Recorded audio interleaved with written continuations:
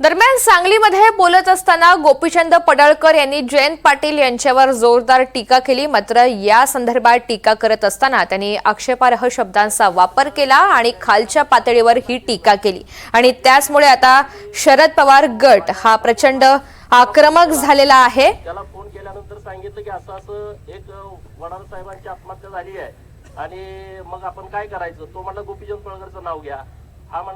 दरम्यान मोर्चाच्या ठिकाणी जयंत पाटील हे दाखल झाले। मात्र या संपूर्ण प्रकरणाच्या संदर्भात कोणतीही प्रतिक्रिया त्यांनी व्यक्त केलेली नाहीये आणि काही भाष्य सुद्धा केलेलं नाहीये। तर खालच्या पातळीवर एकीकडे गोपीचंद पडळकर यांनी टीका केलेली असताना दुसरीकडे प्रतिक्रिया न देताच जयंत पाटील हे रवाना झालेले आहेत। त्या सांगलीमध्ये आहेत। दरम्यान पडळकरांनी नेमकं काय वक्तव्य केलं होतं आणि त्यावर आता काय प्रतिक्रिया उमटतायत पाहूयात। अरे जयंत पाटला, तुझ्यासारखा भिकारी अवलाद गोपीचंद पडळकरची नाही। माझ्या ती धमक आहे कार्यक्रम करायची। तुझ्यासारखी ती अवलाद नाही। तू राजाराम पाटलानं काढलेली अवलाद मला अजिबात वाटत नाही। काहीतरी गडबड असणार आहे एवढ्या खालच्या लेवलला।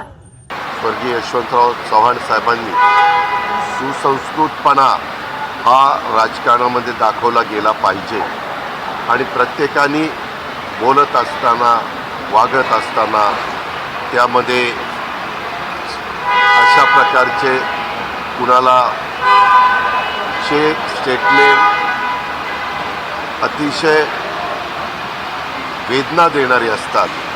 अशा पद्धतीचे स्टेटमेंट हे करू नये।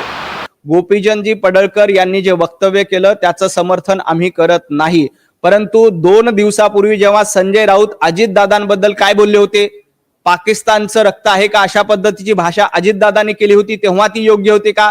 संजय राऊत सातत्यानं अश्लाघ्य भाषेत, अश्लील भाषेमध्ये लोकांवर टीका करतात। अजितदादांबद्दल अतिशय आक्षेपार्ह शब्दामध्ये संजय राऊत यांनी टीका केली होती। तेव्हा यापैकी जितेंद्र आव्हाड असतील, जयंत पाटील असतील, रोहित पवार असतील, सुप्रिया सुळे असतील किंवा उद्धव ठाकरे असतील, चकार शब्दाने देखील बोलले नव्हते। मी गोपीचंद पडळकर यांच्या वक्तव्याचं हिम्मत असेल तर संजय राऊत यांचा निषेध करावा।